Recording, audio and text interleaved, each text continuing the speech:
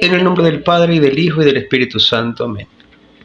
Capítulo segundo. Dios al encuentro del hombre. Mediante la razón natural, el hombre puede conocer a Dios con certeza a partir de sus obras. Pero si existe otro orden de conocimiento que el hombre no puede de ningún modo alcanzar por sus propias fuerzas, el de la revelación divina. Por una decisión enteramente libre, Dios se revela y se da al hombre.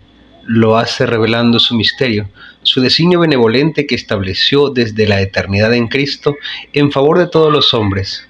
Revela plenamente su designio enviando a su Hijo amado, nuestro Señor Jesucristo, y al Espíritu Santo. Artículo 1. La revelación de Dios. Dios revela su designio amoroso.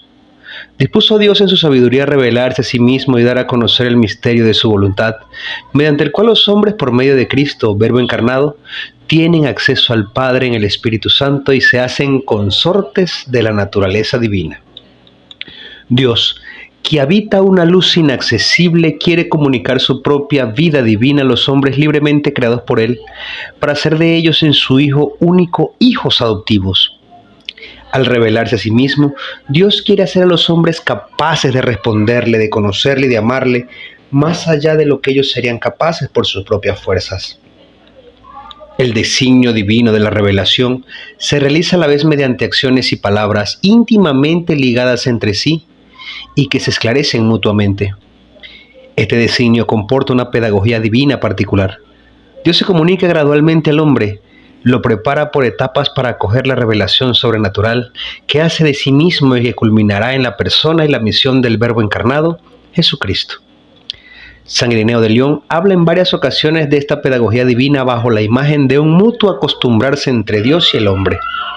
El Verbo de Dios ha habitado en el hombre y se ha hecho hijo del hombre para acostumbrar al hombre a comprender a Dios y para acostumbrar a Dios a habitar en el hombre, según la voluntad del Padre. Las etapas de la revelación. Desde el origen Dios se da a conocer. Dios, creándolo todo y conservándolo por su verbo, da a los hombres testimonio perenne de sí en las cosas creadas, y queriendo abrir el camino de la salvación sobrenatural, se manifestó además personalmente a nuestros primeros padres ya desde el principio. Los invitó a una comunión íntima con Él, revistiéndolos de una gracia y de una justicia resplandecientes. Esta revelación no fue interrumpida por el pecado de nuestros primeros padres.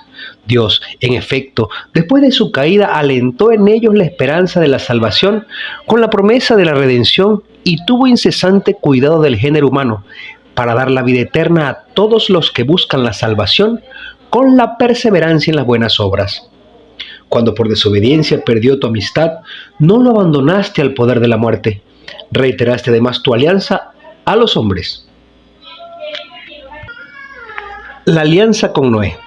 Una vez rota la unidad del género humano por el pecado, Dios decide desde el comienzo salvar a la humanidad a través de una serie de etapas. La alianza con Noé después del diluvio expresa el principio de la economía divina con las naciones, es decir, con los hombres agrupados según sus países, cada uno según su lengua y según sus clanes. Este orden, a la vez cósmico, social y religioso, de la pluralidad de las naciones, está destinado a limitar el orgullo de una humanidad caída que, unánime en su perversidad, quisiera hacer por sí misma su unidad a la manera de Babel.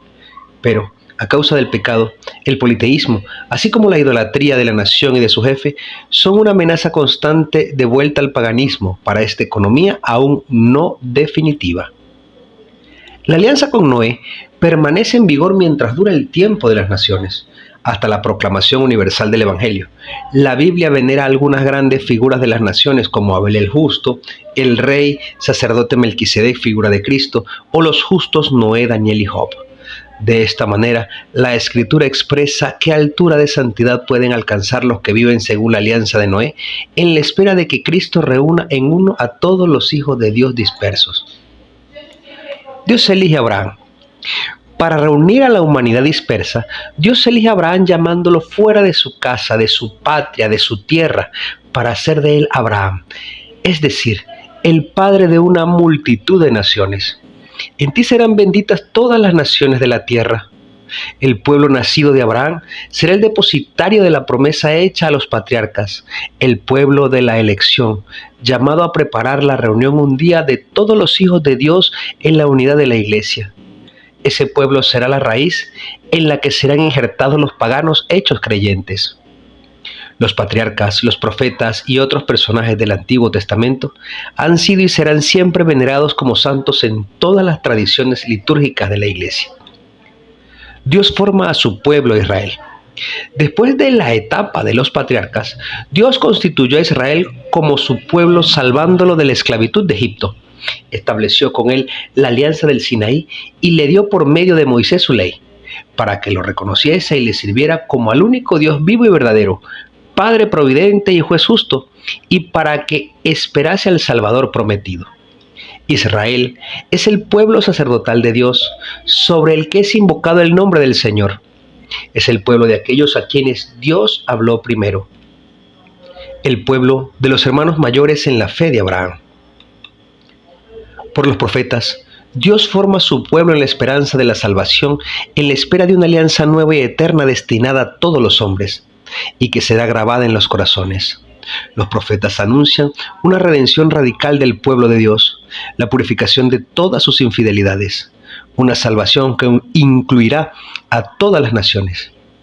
Serán sobre todo los pobres y los humildes del Señor quienes mantendrán esta esperanza.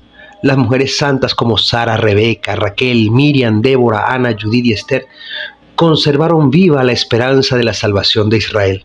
De ellas, la figura más pura es María. Cristo Jesús, mediador y plenitud de toda la revelación.